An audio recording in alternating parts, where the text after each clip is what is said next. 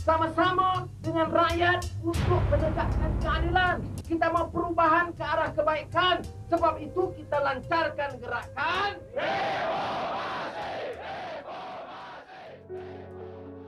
Setiap perubahan pasti ada pencetus.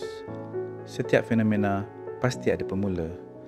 Sama seperti fenomena reformasi yang turut mengubah pola politik di Terengganu pada 1959 memberi laluan kepada PAS untuk memerintah negeri itu. Era reformasi pada waktu itu secara tidak langsung mewujudkan kesedaran yang cukup kritikal pada kelompok muda khususnya tentang betapa pentingnya mengambil tahu situasi politik pada waktu itu. Saya melihat bukan untuk memiliki mana-mana parti, bukan bercakap atas kapasiti mana-mana parti yang kita sokong, tapi bercakap tentang hak seorang rakyat Malaysia yang percaya dalam negara yang mengamalkan sistem demokrasi, yang menghormati hak asasi manusia yang lain. Pada tahun 99, akibatnya gerakan reformasi ianya telah menimbulkan satu kesedaran yang agak besar di masyarakat Terengganu, iaitu merupakan satu masyarakat yang agak konservatif.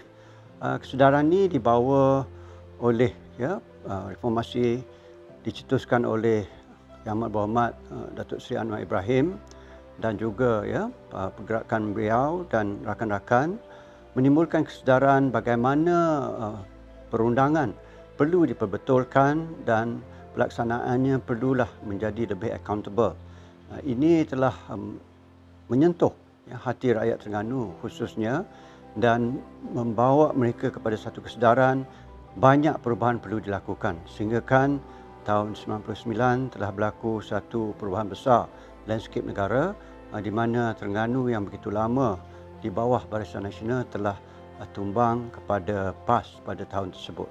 Anak muda mengambil satu sikap peduli terhadap situasi politik pada waktu itu dengan menterjemahkan ke dalam bentuk seni yang mereka percayai. Ada di antara teman-teman yang terlibat secara langsung dengan media muzik, menjadikan muzik sebagai satu landasan untuk menyatakan sikap di balik muzik, dan ada teman-teman yang ke arah penulisan, menjadikan coretan peribadi sebagai suatu luahan ketidakpuashatian terhadap apa yang berlaku pada waktu itu. Anak-anak muda mula melihat ke dalam diri mereka dan ke dalam masyarakat tempatan. Kalau sebelum pada itu mungkin banyak cenderung pada kebaratan, tetapi mereka telah tercetus atau tersentuh hati untuk melihat ke dalam sanubari sendiri dan juga warisan yang ditinggalkan oleh nenek moyang mereka.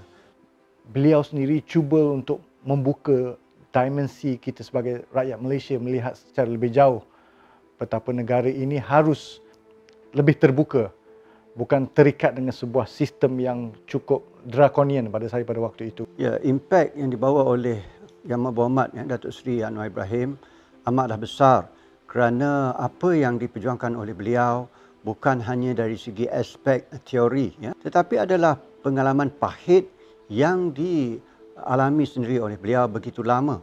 Kecenderungan kerajaan negeri Terengganu hari ini menginterpretasikan pandangan baru, pandangan yang lebih orang kata progresif, dikatakan terlalu liberal, tidak sesuai dengan budaya ketimuran. Anak-anak muda takut untuk menzahirkan pendapat mereka. Jadi ini akan mengekang potensi mereka berkembang, dari segi ekonomi, dari segi pemikiran, dari segi pencapaian potensi mereka sebenarnya. Islam pun menyatakan, tuntutlah ilmu walaupun ke negeri China. Ini menunjukkan budaya pelajaran ini patut dan harus dituntut di mana sahaja. Ia boleh menimbulkan kebaikan untuk kita. Kita perlu berani menzahirkan pendapat kita dengan hujah-hujah yang nasabah dan logik. Sosok yang dipanggil Anwar Ibrahim ini menjadi simbol yang paling ampuh memberi kesedaran kepada rakyat Terengganu untuk berani berubah dan progresif. Reformasi jadi sejarah, namun perjuangan tokoh yang bernama Anwar Ibrahim tidak pernah berhenti. Tapi harus kita ingat, perubahan memajukan anak bangsa bukan tugas seorang Anwar Ibrahim, namun seluruh anak bangsa. Apakah kita mahu berubah menuju perpaduan dan kestabilan? Tepuk dada, tanya hati.